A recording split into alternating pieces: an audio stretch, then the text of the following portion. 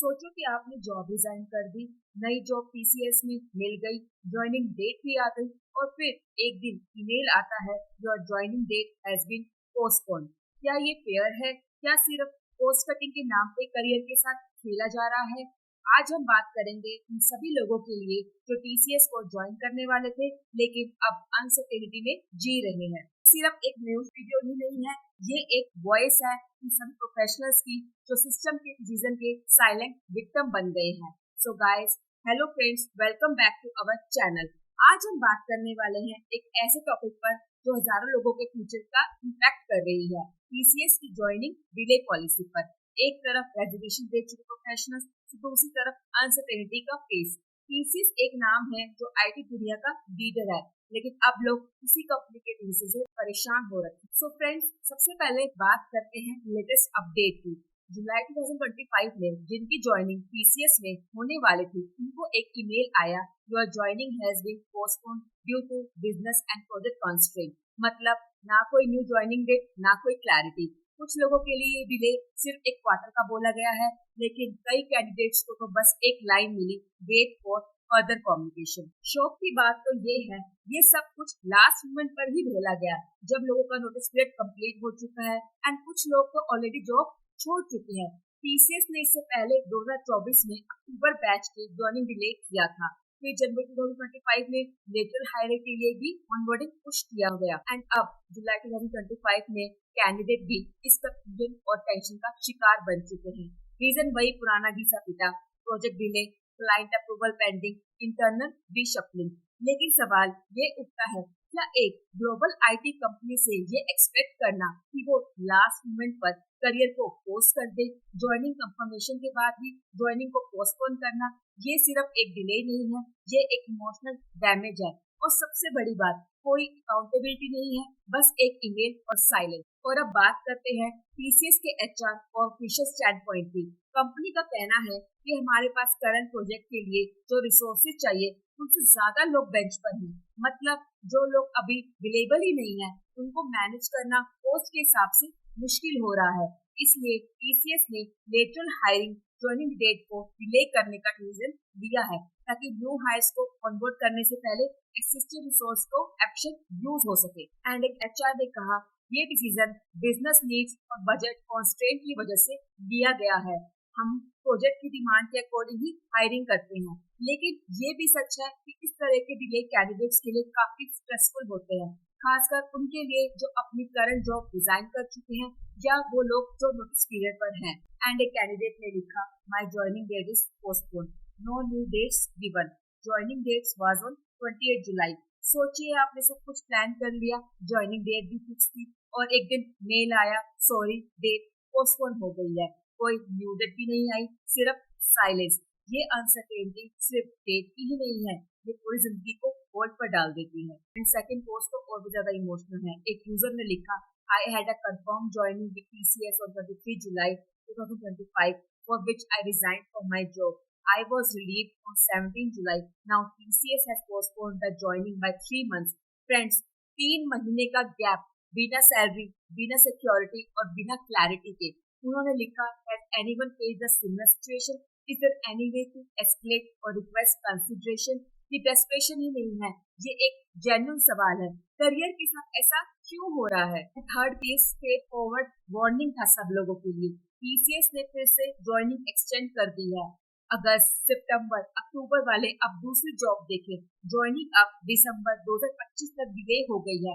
यानी कि जो लोग नेक्स्ट वीक ही ज्वाइन करने वाले थे, अब उन्हें 5 महीने तक वेट करना पड़ेगा। ये सिर्फ डिले ही नहीं है, ये लोगों का मेंटल हेल्थ, फाइनेंशियल प्लानिंग और करियर मोमेंटम के साथ खेल है। एंड एक और यूजर ने लिखा, मेरी ज्वाइनिंग 8 सितंबर 2025 की थी। अब कॉल आया है कि डिले हो सकती है, बट अभी तक कोई ऑफिशियल अपडेट नहीं है, बस एक कॉल और फिर अनसर्टेनिटी। उन्होंने लिखा, if you have received any confirmation please share, it will help me and other in the same situation. And ये सब लोग एक ही चीज बार बार बोल रहे हैं कि बताओ कब है हमारी ज्वाइनिंग डेट, या तो हाँ या तो ना, पर एटलीस्ट कुछ तो बताओ। कंपनी जब साइलेंस चूज करती है, इसका इम्पैक्ट कैलेंडर पर ही नहीं पड़ता, इसका इम्पैक्ट हमारे दिल, दिमाग और डेली लाइफ पर पड़ता है। एंड अब बात करते हैं एक इम्पोर्टेंट टॉपिक की, लीगल और एथिकल एंगल जो ज्वाइनिंग डेट पोस्टपोन होने पर आता है। जब आपको टीसीएस या किसी बड़ी कंपनी का ऑफर लेटर मिलता है तो एक फॉर्मल प्रॉमिस होता है कि आपको जॉब मिलेगी, लेकिन लीगली ये कॉन्ट्रैक्ट नहीं होता है। मतलब कंपनी या आप दोनों के लिए बाइंडिंग नहीं होता कि ज्वाइनिंग डेट पक्की है। एंड अब एक चीज सोचिए, एक कैंडिडेट ने अपनी पुरानी जॉब रिजाइन कर दी है, नोटिस पीरियड पूरा कर लिया है, अपनी पूरी फाइनेंशियल प्लानिंग कर ली है और कंपनी लास्ट मोमेंट पे ज्वाइनिंग डेट डिले कर देती है। क्या ये एथिकल है? बिल्कुल नहीं।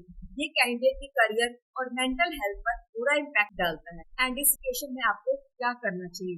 सबसे पहले अपना रेजिग्नेशन टेम्परेरी रोकने की कोशिश करो, अगर पॉसिबल हो तो। कंपनी से रिटर्न कंफर्मेशन मांगो रिवाइज ज्वाइनिंग डेट की एंड अपनी लीगल राइट्स को समझने के लिए लेबर लॉयर से कंसल्ट करें, स्पेशली अगर आपको फाइनेंशियली बहुत प्रॉब्लम हो रही है। एंड टीसीएस ही नहीं, पूरी आईटी इंडस्ट्री में ज्वाइनिंग डेट को पोस्टपोन करना एक ट्रेंडी बन गया है।